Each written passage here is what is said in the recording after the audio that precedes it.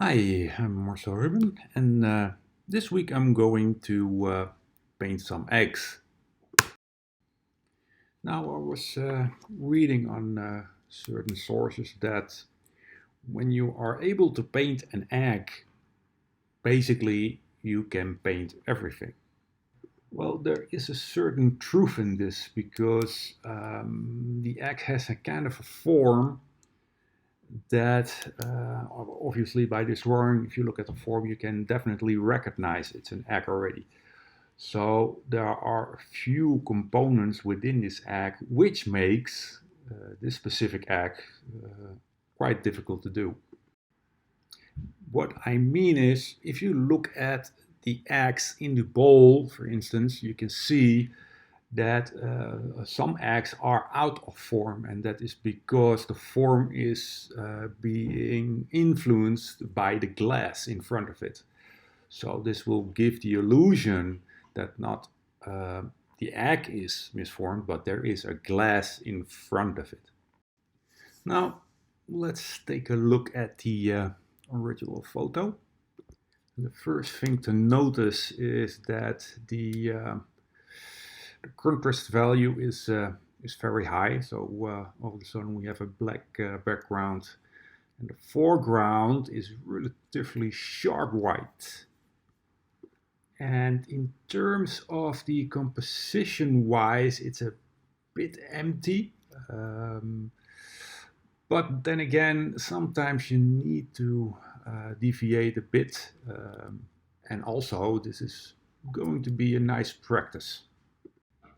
So, why would this be a good practice? Well, for instance, the eggs are a kind of a reddish color. Um, and so the colors of all the eggs obviously should in balance, so they should be a bit matching each other. Also, the values are very sensitive in that you can see that those values of the eggs are really soft gradation, and soft gradation to a value that is not too dark. Now I have put those eggs in the bowl of the eggs on this kind of a white plate, and that is a bit too modern for me, so I'm going to change that in a kind of a table. So let's start this painting, and then at a later time I will figure out what kind of table this can be.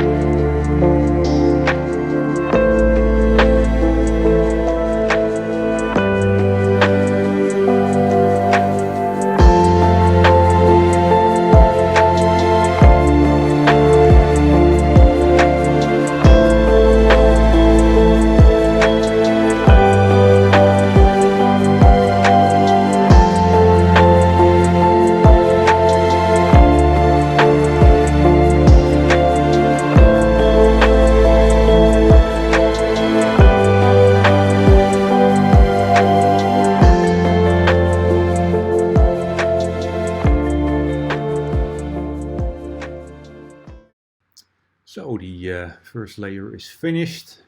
When I take 2 steps back from the painting, yeah, I quite see the overall already coming a bit together.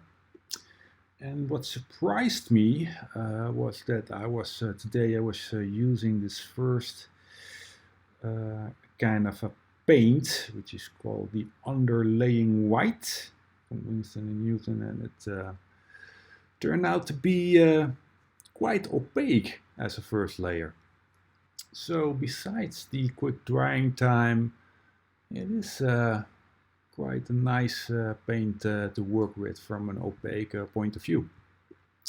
And as much of the table, you see that I used a little bit of green on the right side, which is contradicting a bit on the red on the left side.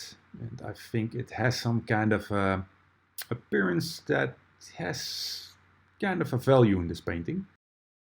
So I'm going to take my paint for the second layer, and let's do the second layer.